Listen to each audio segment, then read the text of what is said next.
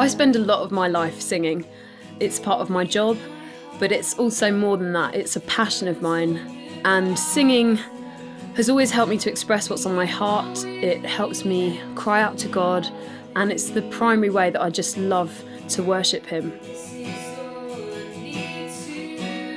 When it comes to songwriting, I think words really matter. It wouldn't be unusual for me to pore over lyrics to a verse or a chorus, because I really want to get the right words to express how much I love God in simple terms that other people can join in with. The thing is, finding the words can be a big challenge, but actually living them out is an even bigger one. So when I sing of how I'm going to follow Him, how I'm going to lay down my life for Him, really I am committing to sticking with Jesus no matter what.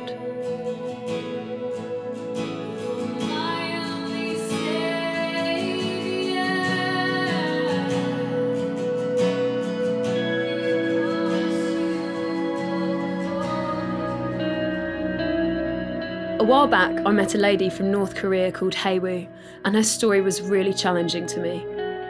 Hea-Woo is a Christian, and when she worships God, she really does mean the words she sings. North Korea is such a brutal place, especially for Christians. Hea-Woo saw her daughter die of starvation, her husband fled the country, only to be arrested, returned and put in a hard labour camp. She herself was imprisoned and spent time in several different North Korean prisons and camps. But when I met her, there she was, still speaking of her love for Jesus. She told how she was regularly beaten and tortured for her faith. She was denied food. She'd seen many people die.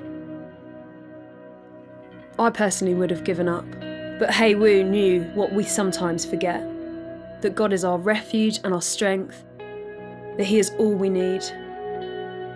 And so in the black of night, in the middle of torrential rainstorms, Hea-Woo would sneak outside. She wasn't trying to escape, she was just trying to get out of earshot of the guards, because she really wanted to sing.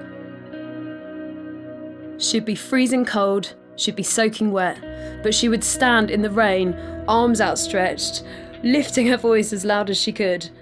And over the sound of the rain, no one could hear her except God, so she could sing without fear of being heard. Because if she was heard, she would receive even more beatings.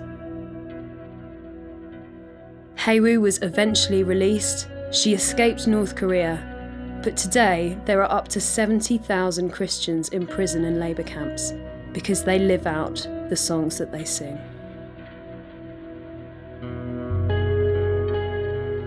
I don't need the sound of the rain to hide my voice, because I have the freedom to worship wherever I want.